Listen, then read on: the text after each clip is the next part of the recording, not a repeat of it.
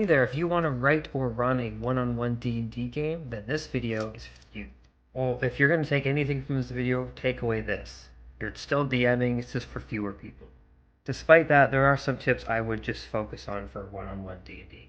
Well, the first tip's found in this book, Tasha's Cauldron of Everything, and that's using sidekicks. You're going to want to add a sidekick for the one other player and let that player control the sidekick themselves. So since that one other player is going to be controlling two characters, basically, you're going to want to keep the sidekick as simple as possible. If you're playing in person, I would just use spell cards that you can either buy or just write down in a journal or index cards. This next part is really important. This is how to scale one-on-one adventures properly. My rule of thumb would be to double the level that's required to play.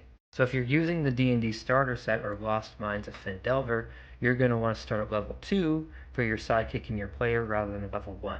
Here, I'll show you a sample of an adventure I wrote for one-on-one D&D play. Here's an adventure I recently wrote for level 11 for 2 players. This would be good for maybe 4 or 5 level 6 or level 5 players. I like to include a little TLDR part, so this is like the overview.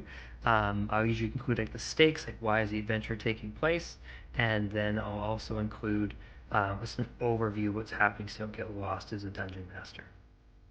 When you're writing or running a similar adventure, you're going to want to keep a few things in mind. Although the adventure outline looks quite long, this adventure probably only took around 6 hours or 3 2-hour sessions. But keep in mind when you're running one-on-one D&D, the adventure is going to run much faster because there's less time on decision making.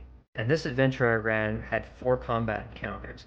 4 combat encounters might take 4 to 6 hours on a larger D&D table. My other big tip is that bosses are a serious threat in one-on-one D&D. Remember, in a larger D&D game, they'll have 4 or 5 or even 6 players against one boss. So the action economy, or how many actions the enemies take, isn't as weighted against the boss, so they're going to act more often on a one-on-one D&D setting. Well, that's it for me. Well, have fun running one-on-one D&D, and let me know how it goes in the comments.